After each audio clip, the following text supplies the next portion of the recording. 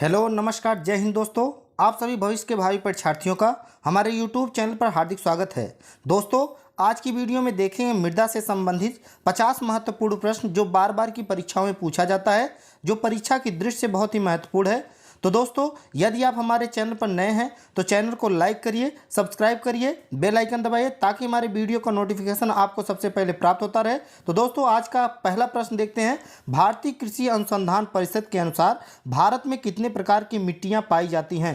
तो हमारा आंसर हो जाएगा 8 याद रखेंगे आप लोग। अगला क्वेश्चन है, क्षेत्रीय विस्तार और कृषि में महत्व की दृष्टि से भारतीय मिट्टी के कितने प्रमुख वर्ग हैं? तो हमारा आंसर हो जाएगा 5 याद रखेंगे आप लोग। अगला क्वेश्चन देखेंगे इसी कड़ी में, भारत की सर्वाधिक महत्वपूर्ण मिट्टी कौन सी है? भारत की सर्वाधिक महत्वपूर्ण मिट्टी कौन सी है? तो हमारा आंसर होगा जलोढ़ मिट्टी। जलोढ़ मिट्टी आप लोग याद रखेंगे। अगला क्वेश्चन इसी कड़ी में देखेंगे, भारत के सर्वाधिक क्षेत्र पर किस प्रकार की मिट्टी का विस्तार पाया जाता है? भारत के सर्वाधिक क्षेत्र पर किस प्रकार की मिट्टी का विस्तार पाया जाता है? तो हमारा आंसर होगा जलोढ़ हो जाएगा। अगला क्वेश्चन देखेंगे, क्षेत्रफल के आधार पर भारत की मिट्टियों का सही आरोही क्रम क्या है? तो हमारा आंसर हो जाएगा जलोढ़, लाल मिट्टी, काली मिट्टी और लैटेराइट मिट्टी हो जाएगा। अगला क्वेश्चन है, भारत के विभिन्न क्षेत्रों में विभिन्न प्रकार की मिट्टियां पाई जाती हैं, इसका प्रमुख कारण है? तो हमारा आंसर है जलवायु, संरचना एवं उच्चावच की विविधता हो जाएगा आंसर। अगला क्वेश्चन है, तटीय मैदानों और उत्तर भारत के मैदानों में उत्कृष्ट मृदा कौन सी है? तो हमारा आंसर हो जाएगा जलोढ़ मिट्टी हो जाएगा आंसर। अगला क्वेश्चन इसी कड़ी में देखेंगे,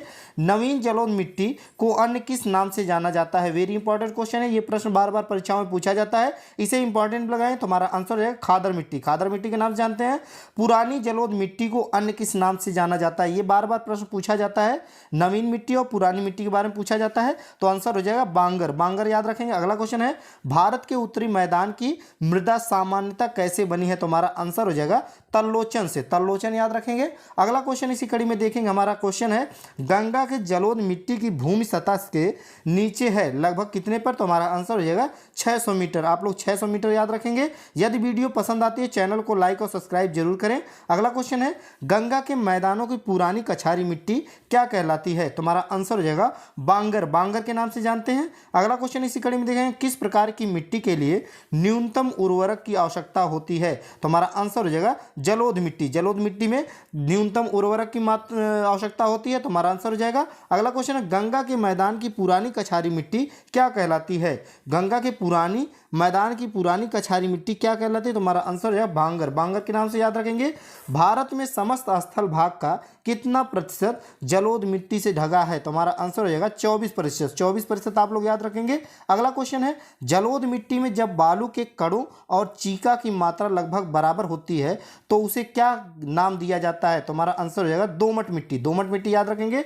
भारत में पाई जाने वाली कौन सी मिट्टी क्रेटोसियस युग में दरारी उद्भेदन से निक्षेपित पदार्थों से बनी है? तो हमारा आंसर हो जाएगा काली मिट्टी। आप लोग काली मिट्टी याद रखें। अगला क्वेश्चन है, कौन सी मिट्टी प्रायद्वीपीय भारत में अधिकतम क्षेत्र पर विस्तृत है? तो हमारा आंसर हो जाएगा काली मिट्टी। वेरी इंपॉर्टेंट क्वेश्चन है, काली मिट्टी आप लोग याद रखेंगे। अगला क्वेश्चन है, कपास की खेती के लिए सर्वोत्तम मिट्टी कौन सी है? कपास की खेती के लिए सर्वोत्तम मिट्टी कौन सी है? तो हमारा आंसर हो जाएगा काली मिट्टी। आप लोग बताएं कमेंट में काली मिट्टी कहां पर पाई जाती है। अगला क्वेश्चन है, लावा के प्रवाह से किस मिट्टी का निर्माण होता है? वेरी इंपॉर्टेंट क्वेश्चन है, ये सभी प्रश्न बीते हुए परीक्षाओं से लिए गए हैं इसलिए इंपॉर्टेंट लगवाएंगे। हमारा आंसर हो जाएगा काली मिट्टी। अगला क्वेश्चन देखेंगे, काली मिट्टी का विस्तार पाया जाता है? तो हमारा आंसर हो जाएगा मध्य प्रदेश, महाराष्ट्र और गुजरात याद रखेंगे। महाराष्ट्र, मध्य प्रदेश और गुजरात याद रखेंगे। अगला क्वेश्चन है, रेगुड़ मिट्टी, वेरी इंपॉर्टेंट क्वेश्चन है, रेगुड़ मिट्टी किसकी कृषि के लिए सर्वाधिक उपयुक्त है? तो हमारा आंसर हो जाएगा कपास के लिए याद रखेंगे आप लोग। रेगुड़ मिट्टी कपास के लिए याद रखेंगे। कौन सी मिट्टी जैव पदार्थों से भरपूर होती है? कौन सी मिट्टी जैव पदार्थों से भरपूर होती है? तो हमारा आंसर हो जाएगा काली मिट्टी याद रखेंगे आप लोग। अगला क्वेश्चन है, भारत में मृदाओं में से कौन सी बेसाल्ट लावा के अपक्षय के कारण निर्मित हुई है? तो हमारा आंसर हो जाएगा रेगुड़ मृदा हो जाएगा। रेगुड़ मृदा आप लोग याद रखेंगे। अगला क्वेश्चन है, किस मृदा में कृषि के लिए सिंचाई की आवश्यकता नहीं होती है? तो हमारा आंसर हो जाएगा काली मृदा याद रखेंगे। कृषि के लिए सिंचाई की आवश्यकता नहीं होती किस मिट्टी में? काली मिट्टी याद रखेंगे। अगला क्वेश्चन है, भारत में काली कपासी मिट्टी को किस स्थानीय नाम से जाना जाता है? तो हमारा आंसर हो जाएगा रेगुड़ मिट्टी के नाम से ये जानते हैं काली कपासी मिट्टी को। अगला क्वेश्चन देखें, किस मिट्टी के बारे में यह कहा जाता है कि इसकी जुताई स्वतः होती रहती है? तो हमारा आंसर हो जाएगा काली मिट्टी। सारे प्रश्न जो है इंपॉर्टेंट है, आप लोग इंपॉर्टेंट में लगाएंगे। भारत में लाल मिट्टी का सर्वाधिक विस्तार कहाँ पाया जाता है? तो हमारा आंसर हो जाएगा आंध्र प्रदेश एवं तमिलनाडु, याद रखेंगे आप लोग। अगला क्वेश्चन है, प्रायद्वीपीय भारत में क्षेत्रीय मृदा के निम्न प्रकार में कौन सा है? तो हमारा आंसर हो जाएगा लाल और पीली मृदा, याद रखेंगे। अगला क्वेश्चन है, अगला क्वेश्चन, तमिलनाडु के 2/3 क्षेत्र पर किस मिट्टी का विस्तार पाया जाता है? तमिलनाडु के 2/3 क्षेत्रों पर किस प्रकार की मिट्टी का विस्तार पाया जाता है? तो हमारा आंसर हो जाएगा लाल मिट्टी। लाल मिट्टी आंसर हो जाएगा। लैटेराइट मिट्टी महत्वपूर्ण रूप में कहाँ पाई जाती है? तो हमारा आंसर हो जाएगा मालाबार तटीय क्षेत्र में। मालाबार तटीय क्षेत्र में पाई जाती है। अगला क्वेश्चन देखेंगे, किस मिट्टी में लोहे और एल्युमिनियम की ग्रंथियां पाई जाती हैं? तो हमारा आंसर हो जाएगा लोहे और एल्युमिनियम की ग्रंथियां लैटेराइट मिट्टी में पाई जाती हैं। लैटेराइट मिट्टी का प्राधान्य है, लैटेराइट मिट्टी का प्राधान्य है। तो हमारा आंसर हो जाएगा मालाबार तटीय क्षेत्र में। मालाबार तटीय क्षेत्र में आप लोग याद रखेंगे। अगला क्वेश्चन है, भारत में कौन मृदा समूह लोहे का अतिरेक होने के कारण अनुर्वर होता जा रहा है? तो हमारा आंसर हो जाएगा लैटेराइट मिट्टी। लैटेराइट मिट्टी आप लोग याद रखेंगे। अगला क्वेश्चन इसी कड़ी में देखेंगे, कौन सी मिट्टी सूख जाने पर ईंट की तरह कठोर हो जाती है एवं गीली हो जाने पर दही की तरह लिपलिपी हो जाती है? तो हमारा आंसर हो जाएगा लैटेराइट मिट्टी, आप लोग याद रखेंगे। भारतीय कृषि एवं अनुसंधान परिषद के अनुसार भारत की लगभग कितनी प्रतिशत भूमि मृदा अपरदन की समस्या से प्रभावित है? तो हमारा आंसर है 60% हो जाएगा। अगला क्वेश्चन देखेंगे, धान की खेती के लिए सर्वाधिक आदर्श मृदा कौन सी है? तो हमारा आंसर हो जाएगा धान की खेती के लिए जलोढ़ मृदा। जलोढ़ मृदा आप लोग याद रखेंगे। अगला क्वेश्चन इसी कड़ी में देखें, किस राज्य में लैटेराइट मिट्टी पाई जाती है? वेरी इंपॉर्टेंट क्वेश्चन है, ये बार बार प्रश्न में पूछा जाता है, इसे आप इंपॉर्टेंट में लगाएंगे। तो हमारा आंसर हो जाएगा केरल में। केरल में लैटेराइट मिट्टी पाई जाती है। मृदा अपरदन कैसे रोका जा सकता है? मृदा अपरदन कैसे रोका जा सकता है? तो हमारा आंसर हो जाएगा वन रोपण द्वारा। वन रोपण द्वारा आप लोग याद रखेंगे, मृदा अपरदन वन रोपण द्वारा रोका जा सकता है। अगला क्वेश्चन है, रेगुड़ मिट्टी का दूसरा नाम क्या है? वेरी इंपॉर्टेंट क्वेश्चन है, ये भी प्रश्न बार बार परीक्षाओं में पूछा जाता है, इसे भी इंपॉर्टेंट में लगाएंगे। रेगुड़ मिट्टी काली मिट्टी के नाम से जाना जाता है। अगला क्वेश्चन है, रेगुड़ मिट्टी सबसे अधिक किस राज्य में पाई जाती है? तो हमारा आंसर हो जाएगा महाराष्ट्र में। महाराष्ट्र याद रखेंगे, रेगुड़ मिट्टी सबसे अधिक महाराष्ट्र में पाई जाती है। हमारा आंसर हो जाएगा। अगला क्वेश्चन देखेंगे, निक्षालन और ऑक्सीकरण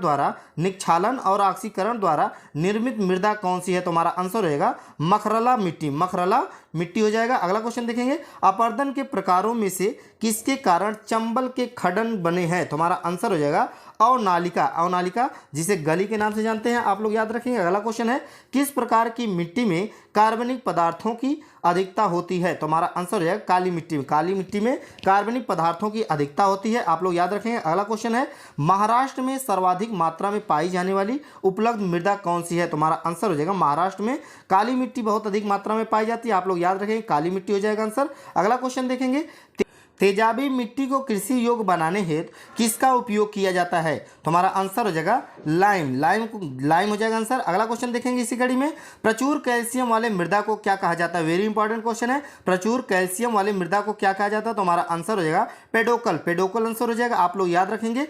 अगला क्वेश्चन इसी कड़ी में देखेंगे, भारतीय मृदाओं में जिस तत्व की सर्वाधिक कमी है वह है? हमारा आंसर रहेगा जस्ता। जस्ता याद रखेंगे आप लोग, जिसकी कमी है तो वह क्या है? जस्ता है। अगला क्वेश्चन है, भारत में बंजर भूमि का सबसे बड़ा हिस्सा किस राज्य का है? तो हमारा आंसर हो जाएगा सबसे अधिक बंजर भूमि जो है राजस्थान में है। राजस्थान में याद रखेंगे आप लोग। अगला क्वेश्चन है, मृदा की लवणता कैसे मापी जाती है? मृदा की लवणता कैसे मापी जाती है? तो हमारा आंसर हो जाएगा चालकता मापी से। चालकता मापी से हो जाएगा। तो दोस्तों आज की वीडियो बस इतना ही। हमारी वीडियो अगर आपको पसंद आई हो तो हमारे चैनल को लाइक करिए, सब्सक्राइब करिए, बेल आइकन दबाइए ताकि हमारे वीडियो का नोटिफिकेशन आपको सबसे पहले प्राप्त होता रहे। दोस्तों हमारी वीडियो में अंत तक बने रहने के लिए आपका धन्यवाद।